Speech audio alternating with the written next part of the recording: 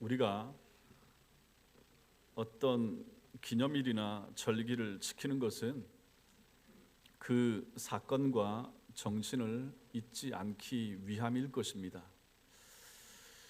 그래서 6.25 전쟁일을 기념한다라고 하는 것은 국가 안보의 중요성을 일깨우기 위함일 것입니다. 8.15 광복절을 기념한다라고 하는 것은 힘없는 나라는 망할 수밖에 없다, 그런 것을 기억하기 위함일 것입니다. 결혼 기념일을 기념한다라고 하는 것은 어떤 의미가 있을까요? 부부가 처음 만났을 때의 사랑과 약속을 잊지 말자, 그런 의미가 들어있을 것입니다. 어젯밤에도 제 아내가 다음 주일이 결혼 기념 29주년인데 그 얘기를 또 저한테 하는 것입니다. 우리 남편이 무엇으로 나를 깜짝 놀라게 해줄 것인가, 그걸 왜 제 귀에 들려주는 것입니까? 그래서 제가 뭐 다정합니까? 뭐가 있습니까? 아무것도 하지 않는 것을 통하여 서프라이즈를 해주려고 할 것이다. 그럼 놀라겠죠. 어쩜 저렇게 무심할 수 있을 것인가?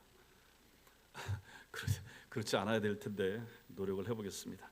아무튼 기념일이라고 하는 것은 다 그 정신과 의미가 있다 하는 것입니다.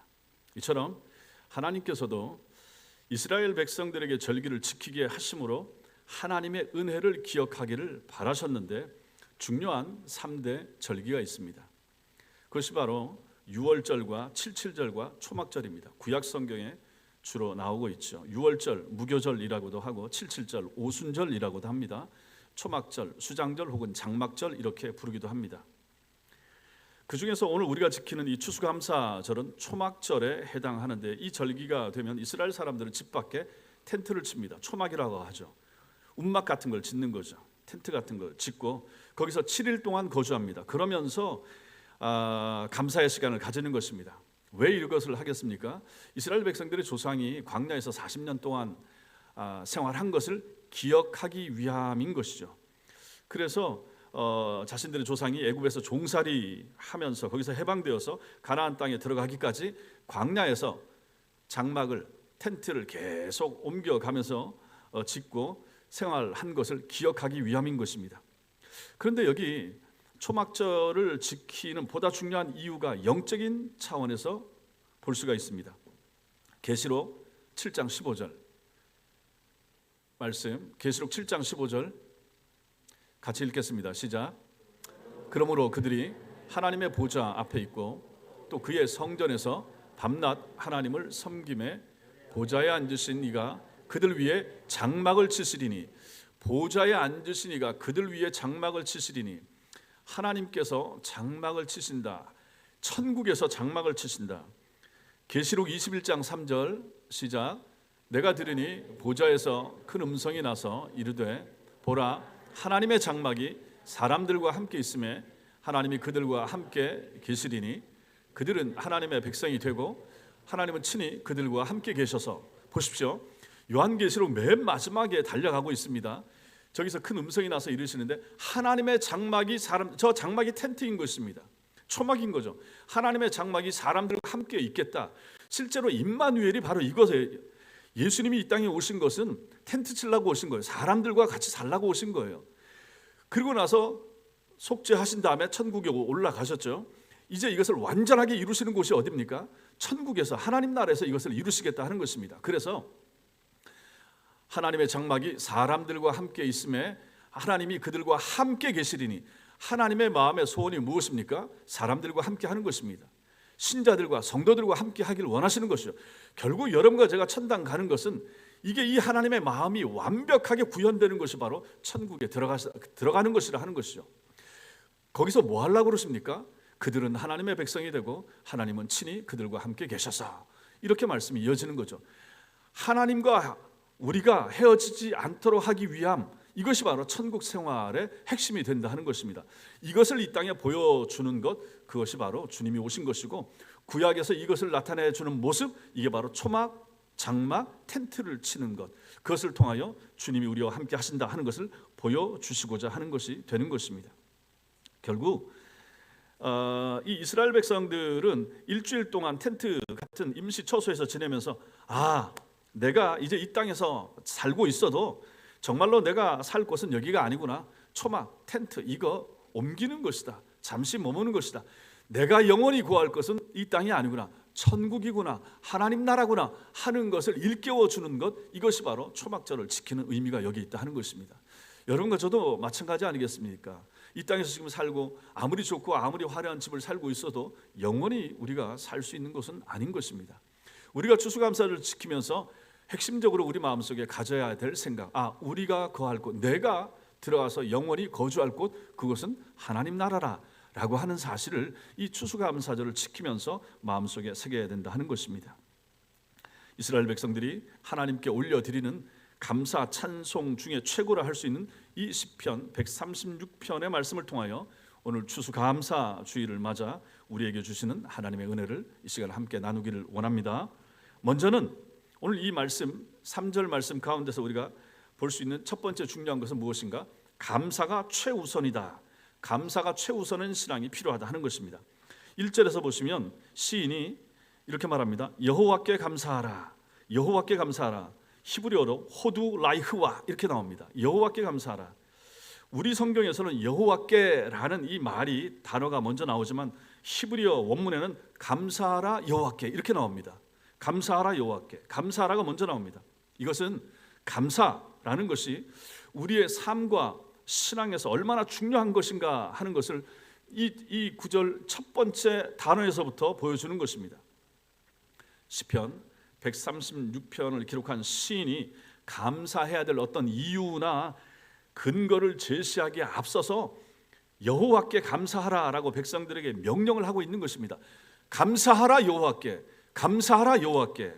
감사의 제목과 이유를 명확히 이해하고 감사하는 것도 중요하겠지만 그에 앞서서 모든 이해 타산을 떠나 욕심과 욕망을 배제한 채 무조건적인 감사와 찬양을 하나님께 드리는 것이 성도의 올바른 태도고 자세라 하는 것을 여기서 우리에게 가르쳐주고 있는 것입니다. 감사가 먼저라. 그러므로 성도 여러분, 기본적으로 감사는 조건이 아닙니다. 감사는 조건이 따르지 않더라. 우리는 항상 누군가에게 뭔가 받으면, 대우를 받으면 감사합니다. 받아서 감사하고 무언가를 나에게 베풀어 줬기 때문에 그때 감사가 나오게 되는 것이지만 성경에서는 이렇게 얘기하지 않더라 하는 것이죠. 만약에 우리의 감사가 우리의 조건에 따라서 달라진다 그러면 여러분과 제가 우리가 힘든 순간이나 우리 기도가 만약에 응답되지 못하고 외면되는 순간에 어찌 감사할 수 있겠습니까? 감사하기 어렵죠. 생각해 보십시오. 우리가 지금 10개월 동안 살았습니다. 감사한 것도 많겠지만 하나님 앞에 원망스러운 거, 불평할 거, 주님 이거 뭐예요? 제가 1월 달부터 기도해 왔잖아요. 근데 이거 왜 응답 안 해주십니까? 라고 할 수 있는 것도 분명히 있지 않겠습니까? 그런 순간을 우리가 하나님 원망하고 불평할 수도 있는 거 아니겠습니까? 오늘 말씀에서 권하는 이 감사는 우리가 받거나 현재 누리는 조건에 따라 감사하는 것이 아니라 하나님 앞에 무조건적으로 감사하는 거죠. 하나님의 존재하심 그리고 그분의 선하심과 인자하심 성품으로 인하여 무조건적으로 감사하라 하는 것입니다. 이게 기독교 신앙의 놀라운 점이 되는 것입니다. 자, 여러분과 제가 하나님을 믿습니다. 하나님이 계신 것 때문에 감사. 내게 있는 이 신앙 때문에, 이 신앙의 근원이 되신 하나님이 계시다 하는 이 사실 때문에 감사. 이게 바로 원초적인 감사고 근원적인 감사가 되는 것입니다. 안 믿는 사람들이 너무 많잖아요. 근데 여러분과 저는 믿습니다.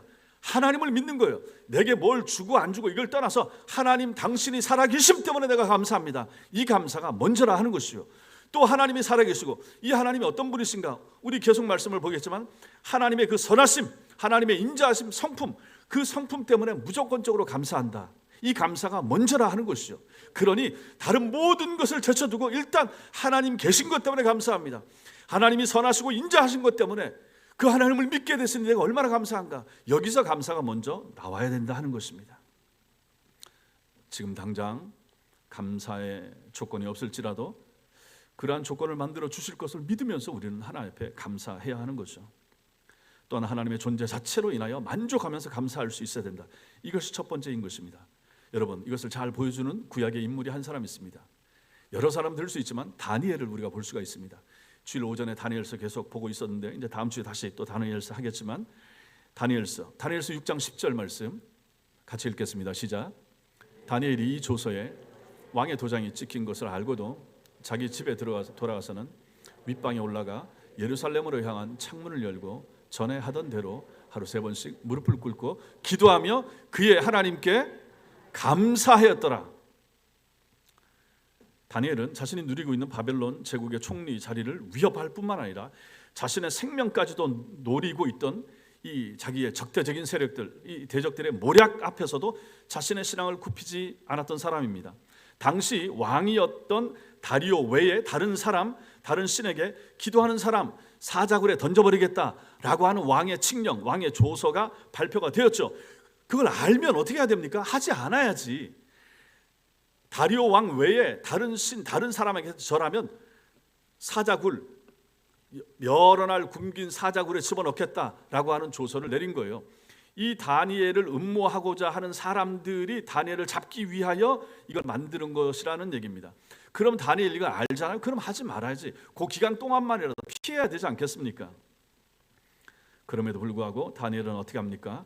늘 해오던 것처럼 하나님 앞에 자기의 집 다락방에 올라가서 하루 3번씩 예루살렘을 향하여 자신의 고향 땅, 두고 온 땅 예루살렘을 향하여 기도를 하더라 하는 것입니다. 우리 같으면 이런 상황에서 하나님께 감사하는 기도가 나오겠습니까? 하나님 잘 믿으려고 하고 영광 돌리면서 살려고 하는데 이게 뭡니까? 왜 안 도와주십니까? 하나님 내 대적들 알잖아요. 내가 안 되기를 바라는 사람들이 저렇게 많은데 저렇게 모함하는 거, 그래서 내가 여태까지도 신앙생활 잘 해오고 하나님 앞에 이 믿음 지키려고 애를 써왔는데 하나님 좀 도와주셨어야죠. 어쩌면 이런 상황이 또 왜 내게 오도록 하나님 가만히 내버려 두십니까? 라고 하나님 앞에 하소연하고 원망할 수 있었지만 다니엘은 그렇게 하지 않더라 하는 것입니다. 집에 돌아가서는 윗방에 올라가 예루살렘으로 향한 창문을 열고 전에 하던 대로, 늘 해오던 대로, 주변 상황은 전혀 신경 쓰지 아니하고 내가 늘 해오던 내 루틴대로 하루 3번씩 무릎을 꿇고 기도하는데 기도의 내용이 무엇입니까? 핵심이 무엇입니까? 오늘 성경에 보면 그의 하나님께 감사하였더라. 그의 하나님께 감사하였더라. 다른 기도의 내용도 있었겠지만 다니엘서 기자가 이 부분을 기록하면서 쓴 그의 기도의 내용의 핵심은 그의 하나님께 감사하였더라. 이것만 쓰고 있는 거예요. 다니엘은 이토록 달랐던 것입니다. 무슨 일이 어떻게 전개되든지 항상 감사하던 사람이며 그것을 기도로 표현하던 사람이라 하는 것이죠. 하나님 당신이 살아계신 거 감사하고 당신을 믿는 내 신앙 때문에 감사하고 어떤 환경에도 불구하고 내가 이 감사하는 것을 내가 포기하지 않겠습니다. 이러한 믿음과 이런 신앙을 가지고 있었던 사람, 그 사람이 바로 다니엘이었던 것이죠. 여러분과 저에게도 이런 감사 있게 되길 바랍니다. 이 감사가 바로 전천후 감사가 되는 것입니다. 전천후 감사, 어떤 상황에도 굴하지 않고 항상 하나님께 감사할 수 있는 신앙. 시편 50편 23절 같이 읽겠습니다. 시작. 감사로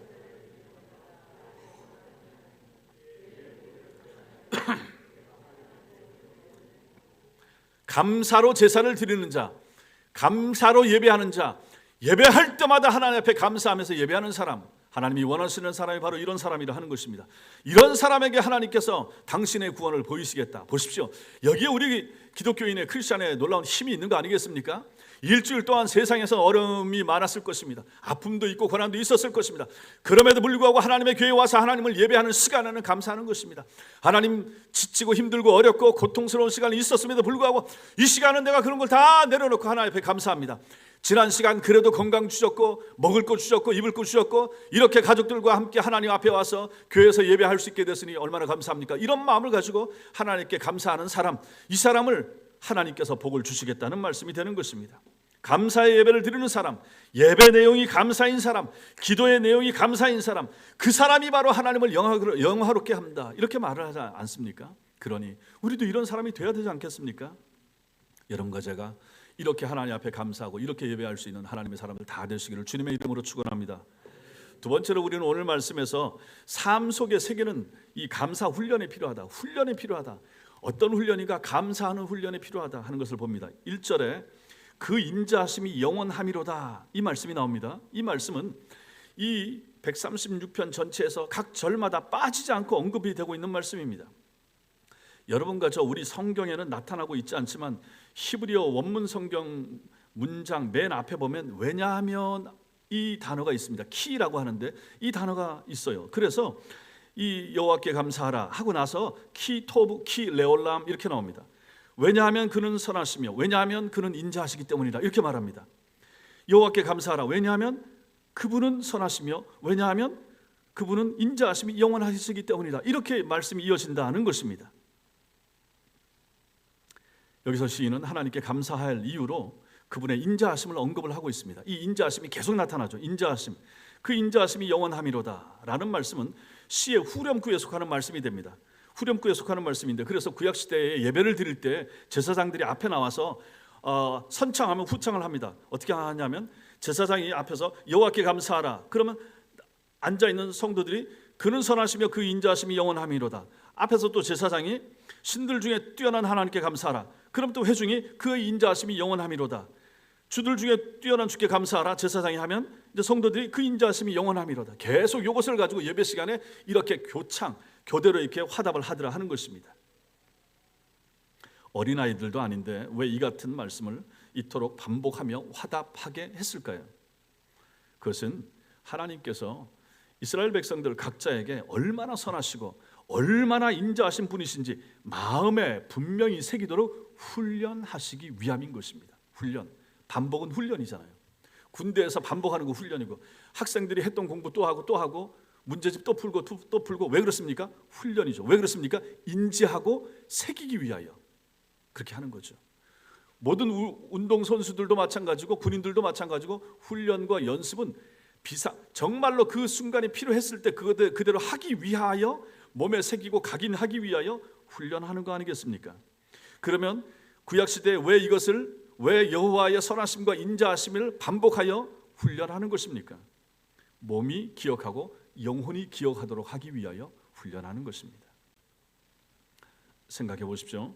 하나님께서 선하시고 인자하신 분이라는 사실이 우리 머릿속에, 우리 영혼 속에, 우리 마음 속에 굳세게 새겨져 있다면 여러분, 그 하나님을 향하여 여러분과 제가 원망하며 불평할 수 있겠습니까? 땅이 꺼지도록 우리가 한숨하는 사람이 되겠습니까? 우리가 신자인데, 세례받은 신자인데, 구원받은 성도라고 하면서 한숨을 쉴 수 있겠습니까? 아니, 그 하나님을 향해서만이 아니라 세상을 향해서도 마찬가지입니다. 그 좋으신 하나님, 그 선하신 하나님, 인자가 한이 없으신 분을 섬긴다는 생각이 분명하다 그러면 어떻게 그런 사람 입에서 부정적인 말, 욕하는 말, 추한 말, 덕스럽지 못한 말이 나올 수 있겠습니까? 성도 여러분, 이런 말 조심해야 됩니다. 오히려 감사의 말, 덕이 되는 말, 은혜로운 말, 긍정적인 말, 위로의 말, 격려하는 말, 힘이 되는 말이 그 사람 입에서 나와야 하지 않겠습니까? 신자와 신자 사이인 우리에도 마찬가지고, 가족들 사이에도 마찬가지고요. 여러분들이 직장으로, 여러분들이 학교 가도 마찬가지. 주변에 있는 불신자들에게 저 사람은 다르다, 말이 달라, 생각이 달라, 사고가 달라, 가치관이 달라, 나라를 걱정하는 게 달라, 북한을 대하는 생각이 달라. 대화를 나눠보니까 그렇더라 하는 것입니다. 그것을 좀 보여줄 수 있어야 되지 않겠습니까? 왜 그렇습니까? 여러분과 저는 다른 사람이에요. 질이 달라요. 심하게 말하면 종자가 다른 거예요. 성령으로 거듭난 사람들이 여러분과 저 아닙니까? 그러면 사고방식이 달라지는 거예요. 신자들은 가치관이 달라진 사람들이에요. 왜? 하나님을 믿으니까요. 그 하나님의 역사와 섭리를 믿으니까요. 아무리 어렵고 힘들어도 하나님이 아신다, 하나님이 보신다, 하나님의 뜻이 있다, 하나님의 섭리가 있다. 그래서 부정하지 않는 거예요. 그래서 부정적인 말, 불평하는 말을 하지 않는 거예요. 가족들 사이에서도 중요한 것입니다. 원망하지 마세요. 너무 스트레스 받지 마세요. 신자의 삶은 그럴 수가 없다 하는 것입니다. 오늘 말씀을 보니까요. 왜냐하면 하나님이 아시기 때문인 거죠. 하나님이 섭리하시기 때문인 거예요.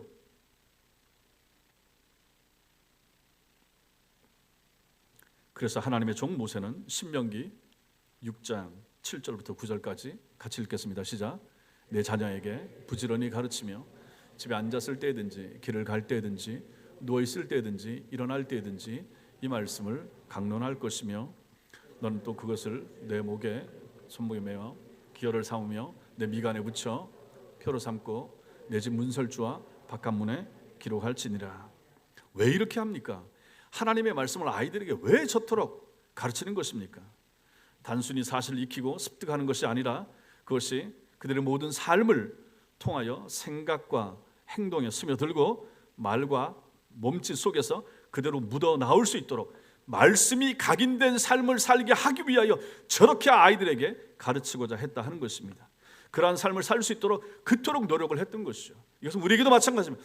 여러분과 저의 영혼 속에 하나님을 향한 감사함이 각인되도록 새겨지도록 훈련하고 노력하는 것이 필요합니다. 저도 마찬가지고 여러분도 마찬가지, 다 죄인입니다. 돌아서면 죄인입니다. 돌아서면 성경이 잘 생각 안 납니다. 예배 마치고 여기서는 아멘 하고 돌아가지만 삶의 현장에 돌아가면 눈에 보이는 현실이 먼저 생각나는 거죠.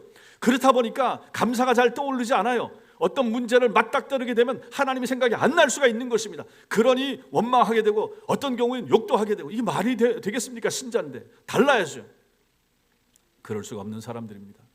여러분과 저는 그렇게 살아서는 안 될 사람들이라 하는 것이죠. 세상이 얼마나 악합니까? 세상이 얼마나 흉흉합니까?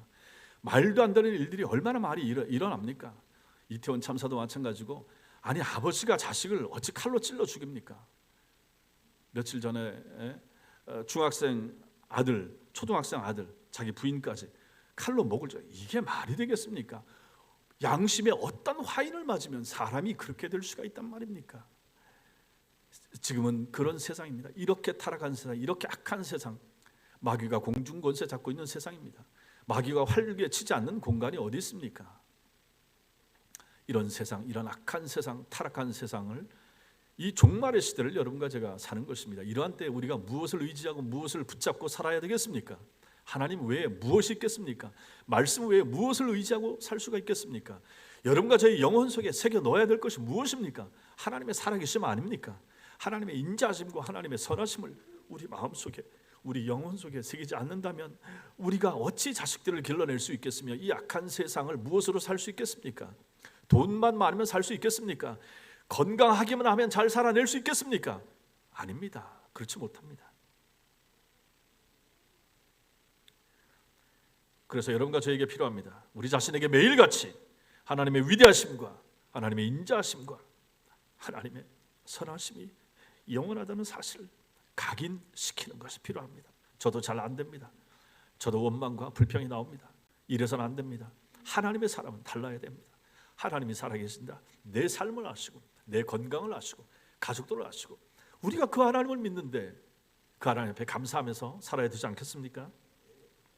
아무리 힘들고 어려울 때라도 우리의 내면에는 여전히 하나님께 감사하며 그 인자하심이 영원합니다 라고 외칠 수 있는 하나님의 사람이 되셔야 되는 것입니다. 아직도 우리의 말이 은혜롭지 못하고 덕스럽지 못하며 온전한 찬양을 드리지 못하며 감사의 말이 아닌 원망과 불평의 말이 나온다. 그럼 우리는 고쳐야 됩니다. 아, 내가 아직 멀었구나. 내가 아직 변화될 것이 많구나 생각을 하셔야 됩니다. 고치고 버리셔야 됩니다. 새로워지셔야 됩니다. 우리의 모든 삶에 하나님께 대한 감사와 믿음, 또 찬양과 경배의 말씀으로 가득 차게 우리 자신을 만드는 것, 훈련하는 것이 필요합니다. 감사의 훈련이 필요합니다.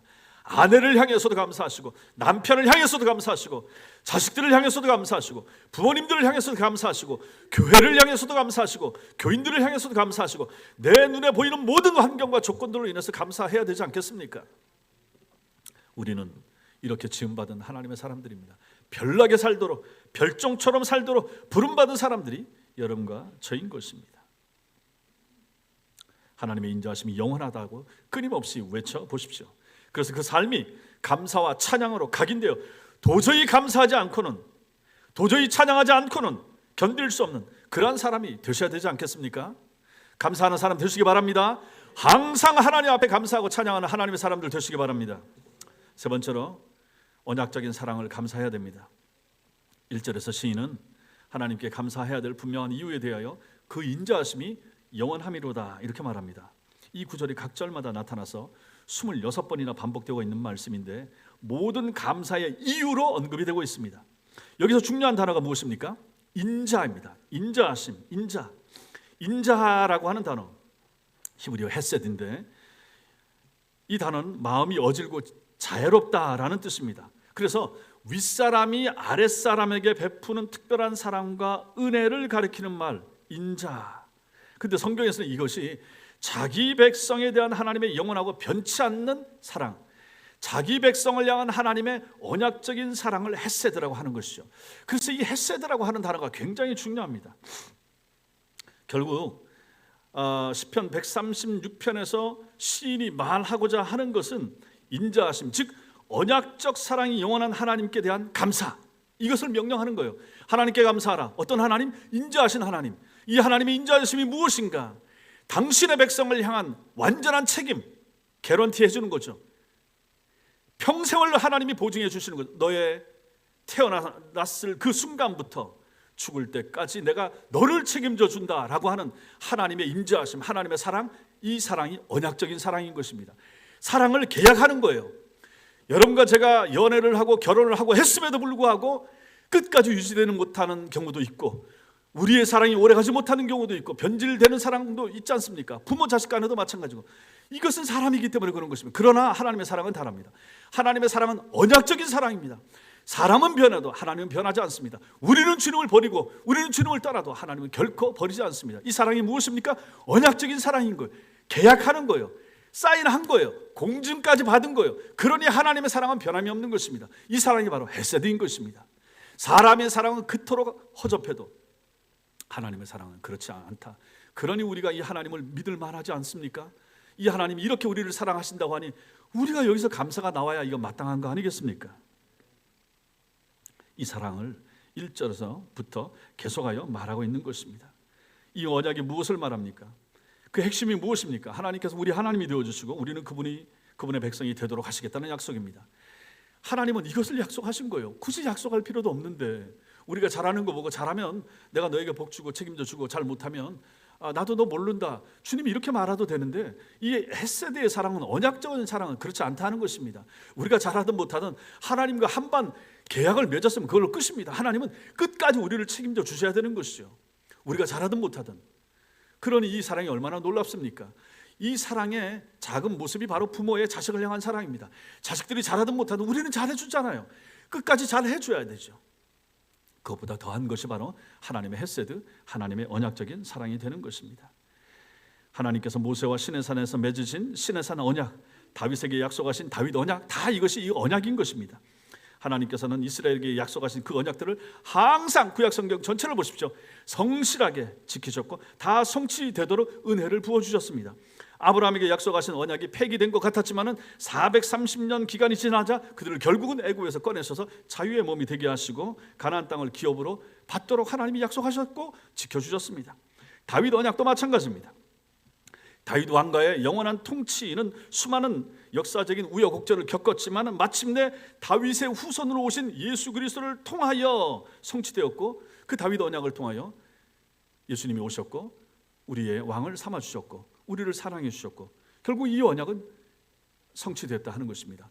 구약에 약속된 언약이 신약에 성취됐고, 구약과 신약에 약속한 하나님의 놀라운 사랑과 그 언약이 지금까지 우리에게도 미치고 있다는 사실을 믿으시기 바랍니다. 여전히 하나님은 헤세드이십니다.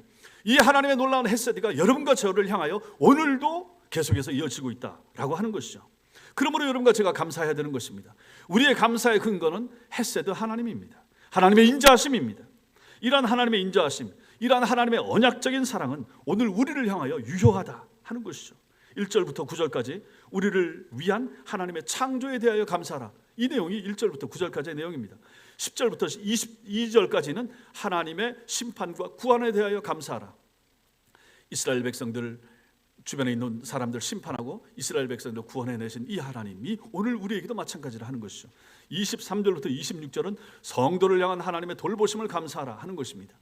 구약시대 이스라엘 백성들을 위하여 만물을 창조하시고 그들을 적들의 손에서 구원해내시고 항상 돌보아 주셨던 것처럼 오늘 우리에게도 그와 동일한 하나님의 은혜가 임하고 있으니 너희도 감사하라 하는 내용을 이 시편 136편 전체에 걸쳐서 우리에게 전해주고 있는 것입니다. 이러한 하나님의 헤세드로 인하여 우리가 하나님 앞에 나와서 하나님을 여러분과 저도 아바, 아버지, 나의 아버지로 부를 수 있게 된 것입니다. 이 헤세드 때문에 여러분과 제가 예수를 영접하고 예수를 믿고 이 자리에 함께 앉아있게 된 거예요. 헤세드 때문에 그렇게 된 거예요.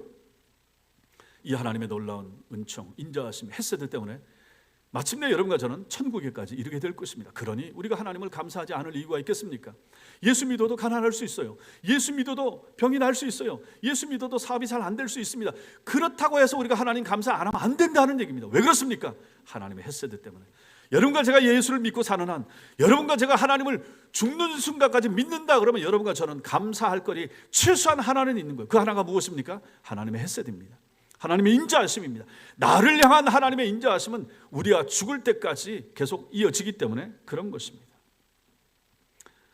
여러분과 제가 이 헤세드 하나님, 하나님의 인자하심을 감사하는 하나님의 사람들 되시기 바랍니다. 마지막으로 우리는 오늘 말씀에서 성도를 향한 하나님의 은혜를 봅니다. 136편의 주제가 하나님의 인자하심을 감사하라 하는 것이죠. 이 하나님의 인자하심, 이 구원의 은혜를 네 가지로 설명할 수 있는데, 첫 번째는 우리 이스라엘을 구원하기로 선택하신 은혜입니다. 이스라엘을 선택하시고, 두 번째는 가나안에 이르기까지 그들을 보호하신 은혜입니다. 세 번째는 하나님의 인도하신 은혜입니다. 구름 기둥, 불 기둥으로 이스라엘 백성들을 인도하시고 홍해를 통과하게 하시고 여러 가지 하나님의 인도하신 은총, 그리고 마지막에 하나님의 공급하신 은혜, 공급하심. 하나님께서 그들에게 생수를 주셨죠. 만나와 메추라기를 먹여주셨죠. 40년 동안 그들을 지켜주셨습니다. 심지어 옷이 딸지 않도록 하나님께서 도와주셨죠. 신발도 마찬가지입니다. 이게 다 뭡니까? 하나님의 은혜, 하나님의 은혜, 공급하시는 은혜. 이것은 오늘날 우리에게도 마찬가지를 하는 것입니다. 우리를 향한 하나님의 인자하심과 하나님의 사랑하심도 무엇으로 나타납니까? 선택으로 나타납니다. 여러분과 저를 선택했으니까 지금 신자가 됐죠. 여러분과 저를 보호하시고 인도하십니다. 지금까지 예수 믿기 전부터 또 지금까지도 보호하시고 인도하시고, 또 지금 하나님이 뭘 하십니까? 공급하십니다. 먹을 것을 공급하십니다. 새끼 먹을 것을 공급하십니다. 입을 옷을 공급하십니다. 올 한 해도 하나님이 공급해 주셨습니다. 앞으로도 하나님은 이렇게 돌보아 주실 것입니다. 그러므로 이러한 성도를 향한 은혜를 우리는 감사할 수밖에 없다 하는 것입니다. 사랑하는 성도 여러분, 오늘 성경은 인자하심이 영원하신 하나님께 감사하라 이렇게 명령합니다. 감사는 하나님의 뜻이고 하나님의 명령입니다. 하나님이 감사를 명령하실 때에는 그 나머지를 책임져 주시고 감사를 고백하도록 해 주실 것이기 때문에 그 말씀하신 것입니다. 감사하라. 나 여호와의 존재 때문에 감사하라. 나 여호와의 인자하신 성품 때문에 감사하라. 이것을 가지고 감사하고 감사하다 보면 나머지도 정말로 감사할 거리가 많아지게 될 것이라 라고 하는 것을 우리는 성경 전체를 통해서 배우지 않습니까? 그러니 우리는 감사해야 되는 거죠. 우리는 감사를 실천해야 됩니다. 우리 감사의 핵심이 무엇입니까? 오늘 말씀에서 우리 감사의 핵심이 무엇입니까? 하나님의 인자하심입니다. 이 인자가 뭐라고 그랬습니까? 하나님의 언약적 사랑이라고 그랬습니다. 계약적 사랑입니다. 이 사랑은 절대로 파기되지 않습니다. 우리가 무슨 짓을 해도 하나님의 사랑은 파기되지 않습니다. 결국은 하나님은 사랑하셔서 우리로 하여금 다시 돌아오게 하실 것입니다. 그 앞에 서게 하실 것입니다. 감사하고 감격하게 하실 것입니다. 이 사랑이 무엇입니까? 언약적 사랑입니다. 이것을 가지고 히브리어를 헤세드라고 하는 것입니다. 영원히 변치 않는 하나님의 언약적 사랑을 항상 감사하는 하나님의 사람들 되시기 바랍니다. 이 하나님의 언약적 사랑, 이 하나님의 헤세드 사랑, 이 하나님의 인자하심. 우리 복음성가 중에 주의 인자는 끝이 없고 이 곡을 아실 것입니다. 이 말씀, 오늘 이 말씀을 생각하면서 마지막으로 이 곡을 같이 부르면서 설교를 마치도록 하겠습니다.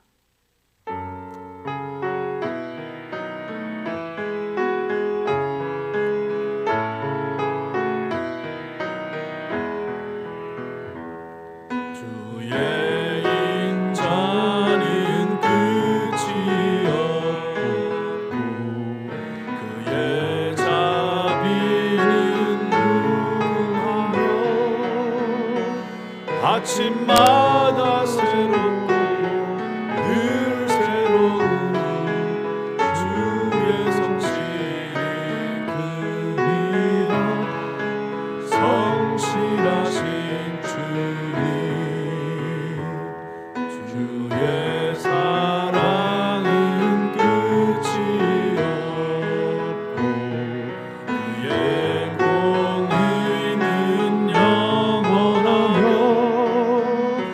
아침마다 새롭고 늘 새로우니 주의 성실이 크니라. 성실하신 주님,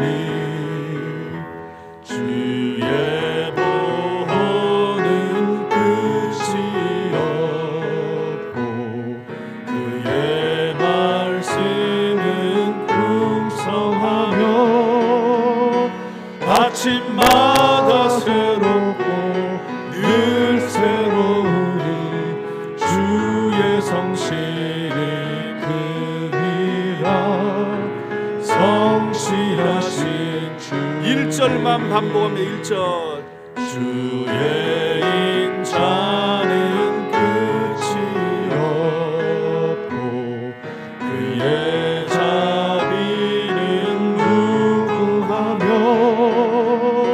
아침마다